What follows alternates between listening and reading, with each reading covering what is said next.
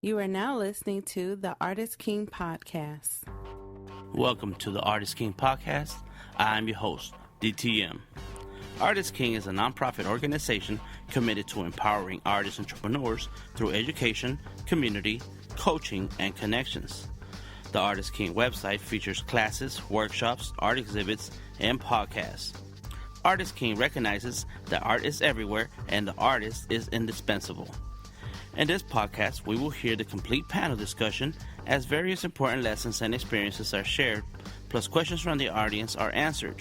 This panel discussion is part 7 of the 8-week Artist King panel discussions going on around Atlanta, including Burnaway, Cipher Atlanta, and WonderRoot. Artist King 2014 Art Business Discussion Panel 7. Art Mentors, the Value of the Veteran Artist. Panelists were Danny Zanzone, Flavor Dave McLeod, and Mike Ames. Artist King podcasts are sponsored by the law offices of Deborah Gonzalez, Atlanta Tech Village, C4 Atlanta, WonderRoot, Burnaway, RevolveSkate.com, and Velocity Screenprint. Please visit artistking.org for a complete listing of the Artist King 2014 panel discussions and venues involved, along with web links to each of the panelists. And that includes our November 4th discussion panel, Artist King 2014 Art Business Discussion Panel Part 8, The Balance of Art, Creativity, and Life. It's this Tuesday, November 4th. The moderator is going to be Tex Johannes. The panelists include Eric Nine Lopez, Brian Eber, Flavor Day McLeod, and myself, DTM.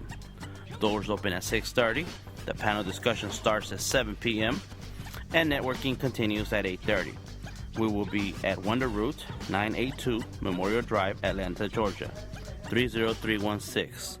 And now, on to the Artist King podcast featuring Art Mentor Discussion Panel. I'm going to introduce the panelists tonight by name, and then I'll let them give us a rundown on who they are, and what they do, and so on, okay? And on that side is Danny Sansone, Mike Ames, and David McLeod. And I keep saying David, but do you like Flavor Dave or do you like David? Either one. Either one? Yeah. All right. Tonight it's got to be Flavor Dave. Flavor Dave. Flavor Dave. Sorry. Trademark. Yes, exactly. So you got to say it that way. There's more ring to it. Yeah, Flavor Dave, trademark. Exactly. All right, well, we'll start with Flavor Dave and work our way over and allow the panelists to introduce themselves. My name is Flavor Dave, the artist, illustrator, cool creator is what I go by. I'm a graphic designer, illustrator. Like to think of myself as an art marketer. I'm still learning, and that's what I do. My main passion is to create art and help other artists. All right. You can say more if you want, but we'll move on with Mike. More will come out. I'm sure it will. We'll get there. My name's Mike Ames. My business is called The Biz Garage. I'm a business coach, recently a business coach after years of doing it for other companies, including Coca-Cola and some banks and lots of small companies in the Savannah area. I'm kind of my career has always been being kind of behind the scenes, running the day-to-day thing, pulling the teams together, putting the processes in place. So I've had lots of different titles, operational in most cases, but where most business people are specialists, they either do finance or accounting or marketing or whatever. I'm a generalist. I kind of tie the functions together and try and make it all work so that it's livable for the entrepreneur, the business person, the decision maker. So that's kind of the perspective I come from, is working with decision makers, entrepreneurs, and that can be a formal title or kind of a subtitle. And, artists should be business people as well. What I'm really looking to do is unlock their untapped potential, help them make the most of the skill set that they've got. So launching that business, and happy to be here and share too many years of experience. I feel old in a room like this. But happy to be here and looking forward to the discussion. Thank you. All right. I am Danny Sanzone. I'm an emerging artist here in Atlanta. I recently graduated from Savannah College of Art Design, where I studied fine art, grade school. And I am pursuing my career here in Atlanta, as well as kind of out into the United States and internationally as well. Have a little bit of international recognition. And mostly what I do is fine art printmaking. I do some old style etching and lithography, screen printing, and I also do light sculpture, kinetic light sculpture, which is kind of my passion right now, is to blend technology and artwork together, and to not only make artwork that is about technology and science, but to actually use, develop new technologies and developing technologies in the work itself. Kind of to expand our view of what we accept as reality. And I feel that artwork, and specifically genuine creativity that's unchanged by the local art scene or by your impressions from outside sources, when combined with the right technological elements, can really expand how we see our own selves as well as other people that are in our lives. So that's the focus of my work, and I definitely like to stay as connected as possible in my art community. I just did one of my biggest shows, the 4th Annual Visionary Arts Fair here in Atlanta with one of my favorite artists, Alex Gray. And I am going to be in a show coming up next year at the Museum of Contemporary Art for the Studio Apprentices. So I'm excited about that. Awesome. Thank you.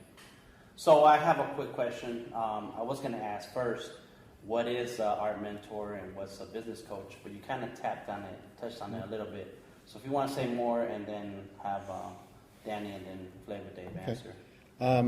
Yeah, business coach is kind of a new term. You don't hear that a ton, but there are a lot of parallels to, you think of a track star or an Olympic athlete. The idea behind a coach is not necessarily to run the race for you, but to prepare you to run the race better, to get the right mindset, get that right psychology going on so you're motivated, to develop your muscles and skill sets, and to make sure that you're doing your practice, to provide some accountability and discipline, so that when it comes time to run the race, you're out there, kicking butt, that type of thing. So that's it really does translate itself well to the business world. Nobody knows your skill set, where you want to go, what you have to offer better than you, and a business coach is there to help bring that out of you, and sometimes help you realize what those things are. I mean, that taking a step back from what you do day to day, you get in the busy, crazy schedule of, doing your art and trying to find people who will buy it and display it and all those things that go along with it.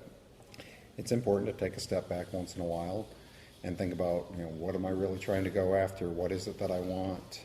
How am I going to get there? It's asking yourself those tough questions to say, how am I going to get there? What am I aiming for? So that's kind of the challenge that I try to provide. I want to be there to kind of hold your hand day to day and provide that accountability so that you are taking, whether it's 5 minutes a day or an hour a day or whatever it takes, so that you're not finding yourself in the same place 6 months from now, a year from now. So it's generally a business coaching relationship in an ideal world would run for 4 months to 6 months, and that's been found to help develop good habits, and the idea of getting out of the bad habits, developing the good habits. If you're doing it for 6 months, then you'll find that you will continue to do it. In a lot of cases, you would build a relationship with a coach and be with them for however long. I mean, it could be years, it could be whatever. So it's part mentor, it's part coach, it's part teacher. It's certainly not, at least from the way that I approach coaching, it's certainly not about turning you into an MBA, teaching you all the different things you need to know to run a business. It's about helping you put the processes in place, the mindset in place, the tools in place, and getting clear about your skill set and where you want to go, that's going to make the difference for you. The idea is to bring out the essence of you as opposed to convert you to somebody you're not. So that's really what I kind of go after when I get into this. I think using to piggyback off that example of a coach, any team, championship or team or athlete, you have the athletes themselves, but they always have a coach. You can be the fastest track star in the world, but without someone guiding you, teaching you proper technique, it's all null and void, because slower runners may have better technique and may win more races than you do. So a coach is someone who kind of harnesses that talent, points that talent in the right direction, guides that talent in the proper techniques and what to do and how to run, not necessarily to push you to go faster. You're already fast, but just to harness what natural talent that you already have. Yeah, and I think the other aspect of that is also helping to make connections for you, getting you, introduced to the right people who are experienced or have the right connections. That's a big part of being a coach is putting you in the right environment and exposing you to ideas and people and situations and facilities and all those things that are part of basically a formula of success. In a lot of cases, each of those elements really needs to be in place for things to really click. You can do well without all of them, but when all of those things fall into place, that's when you see people just really jump. Yeah, I would comment on that as somebody who's been mentored and been on the receiving side of that. It's just invaluable, especially for the moments that, as an artist, that you kind of feel overwhelmed at the sheer scope of it. Because going into the arts by yourself, it's not an easy thing to do. It's a very difficult thing. I've compared it to, there was a period in my life where I had to choose between an engineering degree or an art degree, and most people would think, oh my gosh, the engineering is going to be so much more work. You're going to have to do all this studying, and then the job demands so much. I find that being an artist is actually much more work. I feel like you're never not working. I never shut it off. If I do, then I'm kind of doing myself an injustice. So the mentor, I feel like, is there in those moments. Specifically for me, it's helped so much in those moments of overwhelmed feelings, and you don't know the next step to take, and they kind of simplify things, and they've been there and they've done that, so they can speak from a position of true experience in a genuine way that will not only make you feel at ease that you're not alone in the whole thing, but that you kind of have more of a clear idea of how to solve the problems, the more important problems that you need to solve now, and maybe put some of the other ones off until you fix these issues or achieve certain things that you need to achieve before others. And it's definitely invaluable on so many levels, but I'd say that is the one area that is keeps you going. I have to say that one of the significant common threads that runs from one person that I deal with to another situation is I use the word breathe a lot. Don't forget to breathe. I mean, you can get so wound up, so uptight, so gung-ho, so caught up in the go that every once in a while, my gosh, just stop and breathe, And that's when all of a sudden your brain kind of can click back in and cope with, oh my God, how am I going to make this happen? I may not have the answer, but you probably do have the answer somewhere in there, and you just need to slow down sometimes and just catch your breath and just say, okay, now I'm ready to go back at this again. So, that's an important part of it, is not to get too caught up in it, to maintain some perspective and know that there are people out there who are, have been through it before, they've managed, this is going to be manageable, it's not the end of the world. But sometimes it's hard to remember that when you're in the middle of it. So to have, whether it's a formal coach or a formal mentor or whatever, to have somebody or something that you can see in your, on your wall every day that reminds me, okay, now I'm ready to start over again today. So that's definitely very, very common. Cool. All right. I want you to go back to your personal experience. and think about that time where you were working on discovering your career and